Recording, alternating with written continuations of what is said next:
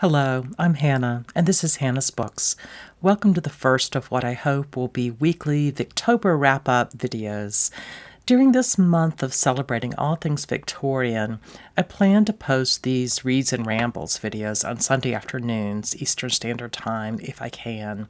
Although after the month is over, I'll probably go back to my much more irregular schedule.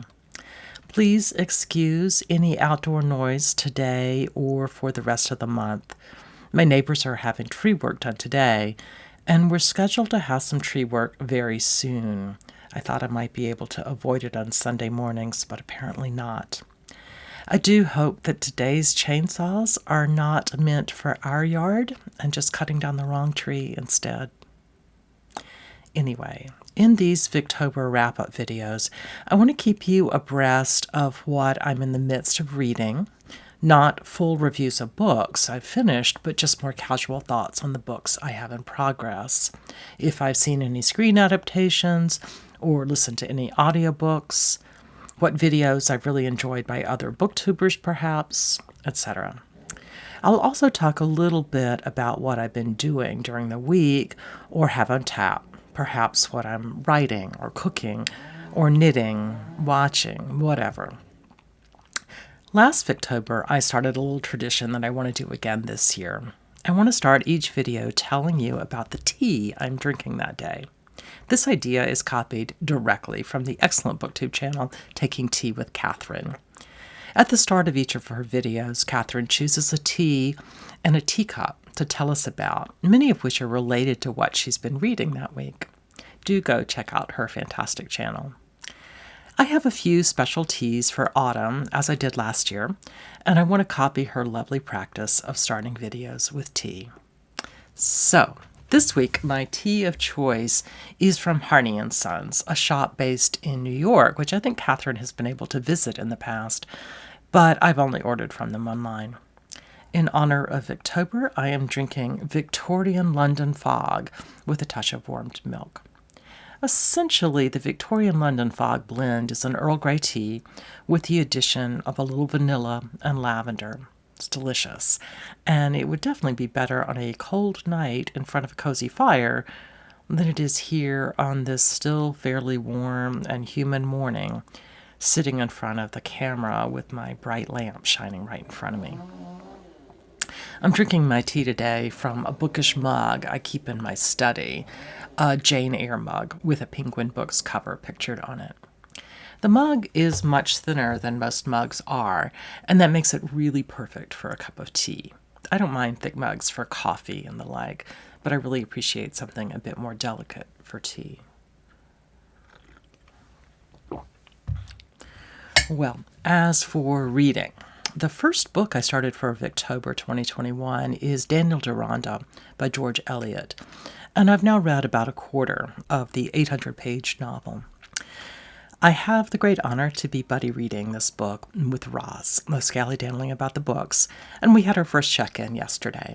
Roz mentioned how much she liked seeing the first scene in the book, a situation where we see a hint of the somewhat complicated relationship between Daniel Deronda and the other main character, Gwendolen Harleth. Immediately after that scene, we flash back to long sections describing what led both of the characters to that point. Sometimes George Eliot is criticized by contemporary readers for giving a really long section about one character and then switching to a seemingly unrelated story for another really long section. But here it's quite clear how, or at least to some level, these stories will connect. The hint at the connected stories also tells us a lot about both of the characters, their situations, but also their personalities. I was especially fascinated by Eliot's first line in the novel, talking about Gwendolen. Was she beautiful or not beautiful? As readers, I think most of us think Gwendolen is in fact quite beautiful physically. When Deronda is pondering that question about whether she's beautiful or not, his question is perhaps more about her emotional or even moral beauty. She is distinctly alive, deeply animated in some way. And she is, as the chapter title suggests, a spoiled child, or as Deronda wonders, either a good or evil genius. Gwendolyn's physical beauty, or her embodied charisma at least, are certainly part of the reason men seem to fall in love with her. But I think George Eliot is suggesting that Daniel can see beyond that and see that beauty does not simply mean physical attractiveness, but perhaps intelligence and thoughtfulness, and perhaps honesty and other ethical considerations as well. Henry James is known for asking exactly this question about George Eliot, although he was not nearly as polite about it. He said she was magnificently ugly and deliciously hideous. But because of the luminosity of her mind, he couldn't see her as anything except beautiful in some way. Behold me, literally in love with this great horse-faced bluestocking. I don't know in what the charm lies, but it is thoroughly potent. But in this vast ugliness resides a most powerful beauty. Britta Bowler recently called my attention in a general Twitter post, not personal, to an essay from a few years ago about the whole question of George Eliot's supposed ugliness. Britta was frustrated by the sexism that even 150 years later, we're still incessantly talking about the way a female author looked, even when many people think she wrote the best novel ever published in English. The article that Britta referenced was in The New Yorker in 2013 and was written by Eliot lover Rebecca Mead, author of the wonderful memoir through literature called My Life in Middlemarch, which I read last October. I think Mead's point is to talk, as she says, about how to live creatively and lovingly in the face of sanctimonious disapproval and cruel disparagement. That is, how to roll your eyes when someone says you're ugly and go ahead and do what you think matters. But I certainly understand why Britta is so irritated that yet again, we're talking about the way women look instead of about the ways in which women were brilliant. At any rate, because I was thinking about that essay, George Eliot's opening line in Daniel Deronda really stuck with me. Had she already heard Henry James and chosen to echo him in some way? Or did Henry James say those words after reading about Gwendolyn?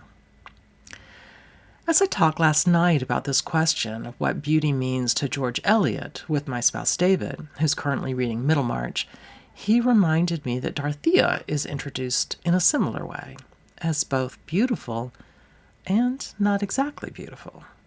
Dinah in Adam Bede has some of the same features, physical features as well as more abstract middle features. I do find it fascinating that this question, which so ridiculously often gets talked about whenever anyone mentions George Eliot, seems actually to be of interest to her in some way too. Perhaps she wanted to redefine the typical meaning of a beautiful woman, yet not abandon the word. As a Jane Eyre lover, yes, I'm looking askance at you, Kara, I think Charlotte Bronte abandons interest in beauty much more fully than George Eliot does. Jane's plainness, if anything, is the source of her strength and commitment. Beauty, she often implies, is the performance of a lie. What matters to Jane is the truth. Perhaps not the truth, but truth with a capital T. Truth, not beauty. Is that a fair representation of the character? Now I'm totally obsessed with the question of how 19th century women writers wrote about their characters' physical traits. Do any of you know if there are any critical works about this question, either popular works or academic studies? Well, let me go on to a different book. I'm doing something fairly unusual for me. I'm reading two very long novels alongside each other. I'm not a monogamous reader by any means, but usually if I have several books going at once, it's only because they're very different from each other. Perhaps one is a 19th century novel, another a collection of 20th century short stories, one a contemporary work of academic history, and then maybe a literary biography as well. But right now, I'm reading not only Daniel Deronda, but Anthony Trollope's The Way We Live Now, another 800-page Victorian tome, with a plot line that circles around Jewish identity in England, just as Daniel Deronda does. Despite a fair number of similarities, the two books are also radically different and easy to keep separate in my mind. I chose to read The Way We Live Now for two reasons. It's one of the books from my Mooks and Gripes bucket list, which Sean the Book Maniac inspired me to commit to a bit more than I have recently. In addition to that, Steve Donahue and Jordan Parsons are doing a read-along of the novel this month. I'm afraid I'm still a couple of chapters behind their schedule, but I think I can catch up this evening and get started on the next 25 chapters for next week. A few days ago, I did a tag where I used the character Lady Carberry as one of the answers, and she's definitely one of the characters I love most. I think Trollope loves her too, even though he mocks her constantly and points out all of her flaws. Almost all the characters in The Way We Live Now are pretty flawed, of course, and often they don't give me the kind of joy that Lady Carberry gives me and seems to give Trollope as well. She is quite a presence. I love to hate some of the other characters, but there is no one I feel much compassion for. I guess that's really not the purpose of this book, but when one is in the middle of a George Eliot novel at the same time, it's hard to let go of that desire to empathize rather than criticize characters. Does that make any sense? My favorite plot line in The Way We Live Now is the love triangle between Hedda, Roger, and Paul. Jordan Parsons talks about the setup in his video this week, and I really like what he has to say. I'm a bit more critical of Roger, I think. He acts as if he's entitled to Hedda, and that all that stands in his way is Paul, not really Hedda's lack of romantic love for him. Even if Paul didn't exist, it doesn't feel like Hedda would want to marry Roger. But at least these three characters all ask us for a little of our understanding and compassion. I'm very much looking forward to going forward with my reading of both Daniel Deronda and The Way We Live Now. As I said in my Victober TBR, both of these books talk about the Jewish experience in England during the Victorian period, and the authors take radically different approaches. Although I'm not going to talk about the theme today, I definitely will in a future discussion a bit later in the month. If you have thoughts on the portrayals in these books of Jewish characters or Jewish ideas, I would love to hear your thoughts, either here in the comments, on Voxer, or by email. My contact info is in the description box right at the bottom after the video notes. In addition to these two big novels, I've finished reading and reviewing a forthcoming set of essays about George Orwell, which I'll talk about very briefly when the book and the review are published. I've also read the first part of a forthcoming biography of H.G. Wells, and I'm thrilled that I get to read something for review that has to do with a Victorian writer. And finally, I've started Gertrude Himmelfarb's study of George Eliot's engagement with Judaism. That latter one I'll discuss when I talk about Jewish identity in the two novels. Okay, I started this video by mentioning my Victober tradition of starting my weekly wrap-ups with a mention of what tea I'm drinking. And now I want to mention another Victober-adjacent tradition, knitting. This is a tradition I acquired from Kate Howe and some of her compatriots, who inspired me to think about my reading and knitting as somehow connected. What Kate proposed is to do some crafting, knitting or crochet, embroidery, woodwork, or even jigsaw puzzles this year or something like that, while listening to an audiobook reading of a Victorian book. My goal is to finish up a couple of projects I've had on the needles for some time. The one I've been working on so far is a very simple asymmetric shawl using two colors, dark red and navy blue. For you knitters out there, it's 2 rows of stockinette stitch in one color and then 2 rows of garter stitch in the other color, increasing 1 stitch at the beginning of every other row. It has just enough excitement to keep me going, but it is so straightforward, especially after the rows start to get really long, that I can watch a movie with subtitles or have a relatively complex conversation as I knit. So far this month, I haven't done any knitting while listening to an audiobook, but I have an audio copy of Daniel Deronda out right now, read by my beloved Juliet Stevenson. And I just reached the head of my library's line for the Timothy West reading of The Way We Live Now. I hope by next week I can listen to a bit of each and let you know what I think. The other knitting project I want to finish this month is called the Study Hall Shawl. Another two-color shawl, but this one built around a slip stitch pattern. It's something I had hoped to finish in the spring before things got too hot. I'm very close to the end, but I made a huge mistake a few rows ago. And then by the time I realized it, I just couldn't stand the idea of relatively heavy wool in my lap for more than another day or two. So, assuming that the weather actually does cool down, my goal is to pull out the shawl and get it finished before the end of the month, when I'm hoping to give it to its intended recipient. I really need to get a move on it if I want it to be not only finished, but blocked and dry by then.